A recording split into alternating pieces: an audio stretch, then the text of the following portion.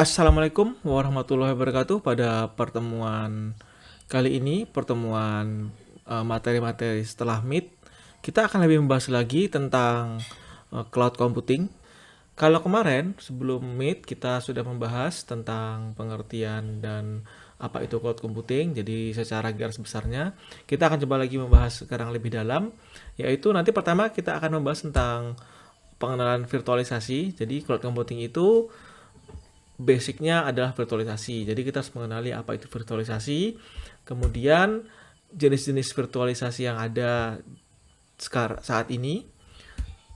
Berikutnya virtualisasi yang dipakai pada macam-macam layanan cloud. Nanti kita akan cobakan satu persatu yang populer ya. Kemudian jenis-jenis penyimpanan pada cloud computing. Nanti kita akan lihat apa saja mode-mode penyimpanan yang ada pada cloud computing. Kemudian sistem keamanan pada cloud computing. Jadi cloud computing security. Nah, nanti juga kalau terakhir, kalau waktunya sempat, kita akan membahas tentang future of cloud computing. Nah, nanti materi ini adalah materi yang akan kita bahas setelah sampai sebelum ujian akhir. Oke, pada pertama-pertama kita akan membahas tentang pengenalan virtualisasi. Ini materinya saya akan menjelaskan secara singkat, tapi nanti kalau misalnya untuk lebih detailnya silahkan Anda lihat pada link video yang akan saya berikan. Nah, tapi saya akan membahas secara singkat dari link video tersebut. Pertama, tentang virtualisasi. Kenapa harus ada virtualisasi di cloud computing? Ya, karena basisnya cloud computing itu untuk mencapai nilai keekonomian sebuah sistem cloud itu harus ada yang namanya sharing resource. Jadi satu resource besar, baik itu resource data center atau sebuah server, itu kalau bisa dibagi-bagi penggunaannya, jadi tidak hanya digunakan oleh satu orang saja. Nah, tujuannya apa ya? Tujuannya biar bisa harga dari layanan itu bisa ditekan, jadi bisa maksimal. Nah, karena kita menggunakannya bersama-sama. Jadi, tapi tantangannya adalah bagaimana caranya kita ketika menggunakan resource yang sama, server yang sama, atau sistem data center yang sama, itu digunakan oleh banyak user, mungkin bisa puluhan bahkan sampai ratusan sampai ribuan user, tapi masing-masing user itu tidak merasa bahwa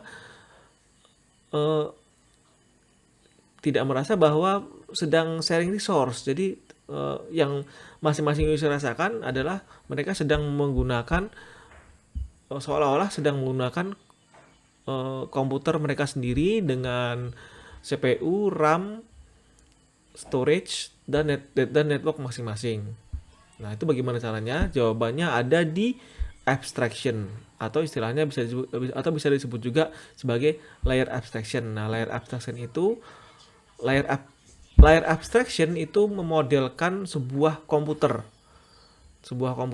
Mensimulasikan sebuah komputer yang ada CPU, ada RAM, ada storage, dan ada networknya. Kalau perlu ada GPU-nya. Kalau misalnya digunakan untuk high performance, kalau digunakan untuk rendering, nah itu namanya layer abstraction. Jadi seolah-olah memilih di atas layer abstraction itu di atas seolah-olah di atas layer abstraction itu ada sebuah komputer. Tapi sebenarnya itu cuma sebuah model. Nah, baru di bawahnya layer abstraction itu ada physical komputer yang menyediakan resource kepada layer abstraction tadi, kepada para user. Nah, berikutnya ini adalah simulasinya. Jadi kalau kita melihat layer of abstraction-nya, ketika kita menyewa sebuah layanan cloud, kita seolah-olah mendapatkan CPU, mendapatkan RAM, mendapatkan hard disk, ada VGA-nya, ada network-nya. Nah, kita bisa sewa beberapa unit, seolah-olah kita menyewa beberapa unit unit server. Nah, tapi ternyata adalah sebuah layer of abstraction. Nah, ini layer pertama itu adalah resource-nya.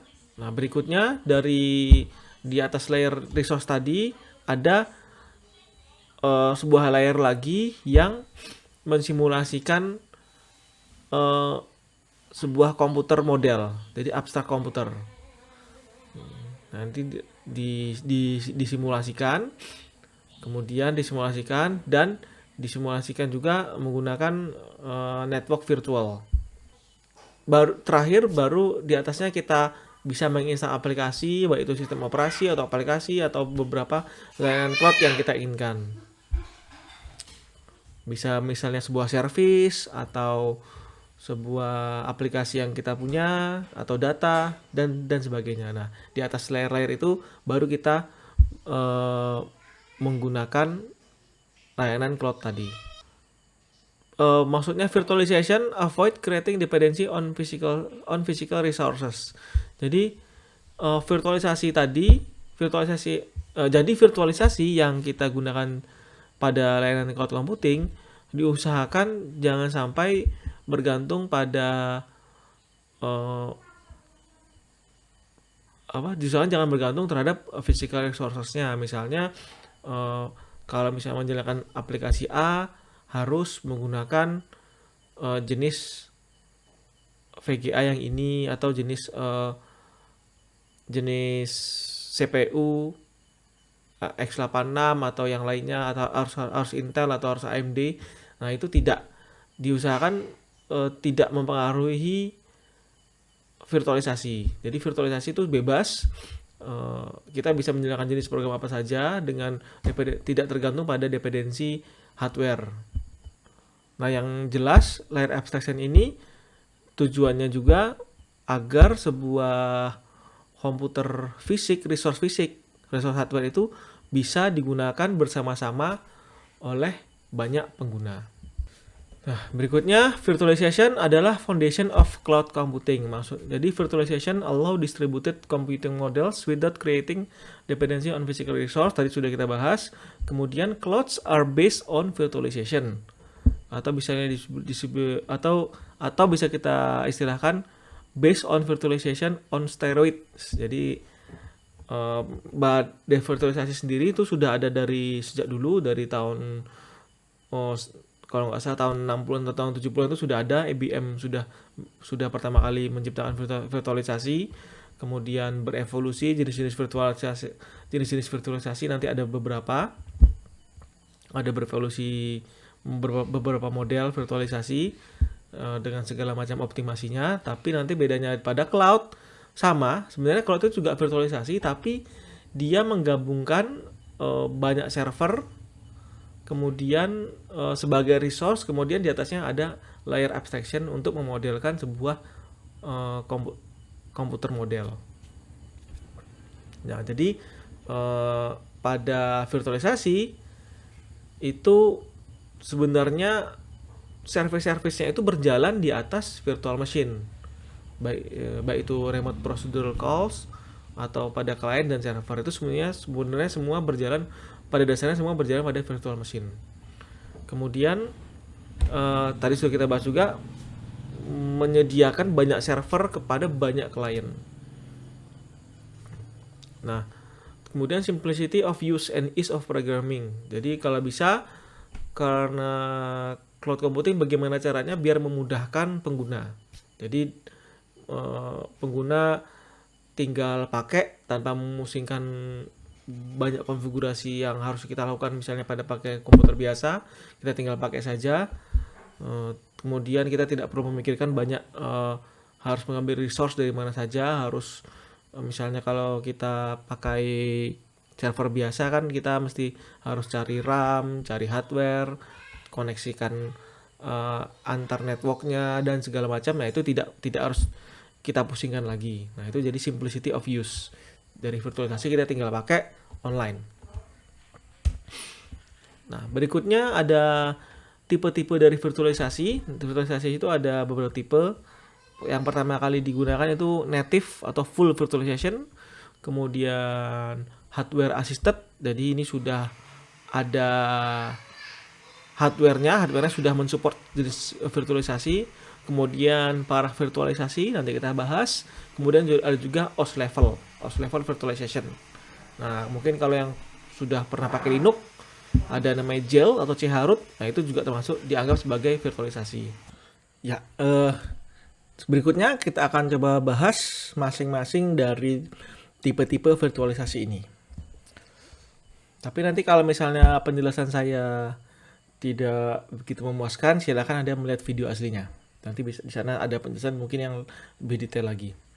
Oke, pertama adalah native and full virtualization. Jadi native dan full virtualization ini antara sistem operasi utama yang bisa disebut sebagai host dan GUIS itu terpisah. Jadi benar-benar terisolasi penuh. Nah, jadi si sistem hostnya itu hanya menyediakan CPU, hardware, dan memori. Dia tidak bisa mengubah-ubah, tidak bisa dinamis mengubah-ubah sistem resource dari sistem operasi GUIS, juga tidak bisa langsung mengakses kecuali lewat remote, biasanya remote SSH. Nah, itu namanya full virtualisasi. Jadi antara baik kernelnya sistem operasi utama dan sistem operasi GUIS-nya itu terpisah, tidak nyambung. Jadi tidak bisa saling mengendalikan. Jadi ketika mungkin sistem operasi paling gampang kalau kita bayangkan misalnya sistem operasi host utamanya itu sebagai sebagai hypervisornya ini dia tidak update, misalnya dia masih di Ubuntu 16 atau misalnya masih di Debian 8 gitu, atau masih di Windows 7 misalnya, tapi si GUIS OS-nya atau operating system virtualnya sudah update ke yang terbaru, misalnya sudah update ke Ubuntu 20 atau Debian 10 atau mungkin udah Windows 10, itu bisa. Jadi dia karena sangat antara host dan GUIS-nya itu benar-benar terpisah, tidak ada hubungannya. Begitu. Contohnya di sini adalah VirtualBox. Kalau pernah pakai VirtualBox, kemudian ada namanya Virtual PC, saya belum pernah pakai. Kalau di Linux atau Windows juga ada namanya VMware. Ini VMware yang free version ya maksudnya. Saya kurang tahu juga kalau sekarang apakah masih ada VMware. Juga kalau di Linux ada namanya QEMU. Tapi nanti ada batasan-batasan dari jenis full virtualization ini. Contohnya mungkin dia bisa jadi lebih lambat. Nah, nanti bisa dilihat lagi kelebihan dan kekurangan antara full virtualization dan para virtualization. Oke, setelah ada full virtualization, ada juga namanya para virtualization. Nah, para virtualization ini sebenarnya hampir sama dengan full virtualization, tapi dia bisa dikontrol dari hypervisor ini, host operating systemnya atau hypervisornya bisa mengontrol GUIS OS-nya melalui API. Jadi akan otomatis menginstal API khusus, API tertentu ke GUIS OS-nya. Kemudian dari API itu dia bisa mengendalikan nih, misalnya secara live dia paling gampang ya, secara live dia bisa mengubah kapasitas hardware, live juga nambahin RAM tanpa perlu restart, juga nambahin resource CPU atau bisa menurunkan juga. Nah gitu. Jadi dia bisa lebih dinamis tanpa harus merestart sistem GUIS OS-nya. Nah, ini sangat penting tanpa harus restart, karena ini sangat berpengaruh pada uptime layanan sebuah server. Kalau bisa kan jangan sampai restart ya kalau bisa ya. Nah, ini ada di API-nya. Jadi yang mengendalikan itu API dari hypervisornya host OS-nya akan bisa mengendalikan GS OS-nya. Gitu.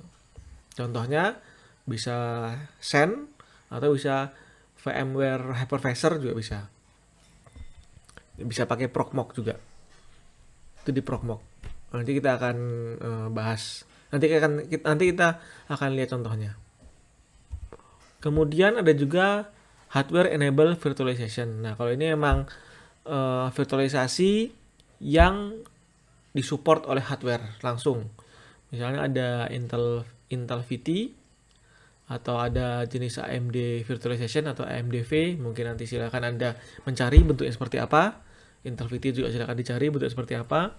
Kemudian ada juga lagi kalau pernah pakai Mac, nanti kita bisa bikin desktop paralel, jadi satu Mac.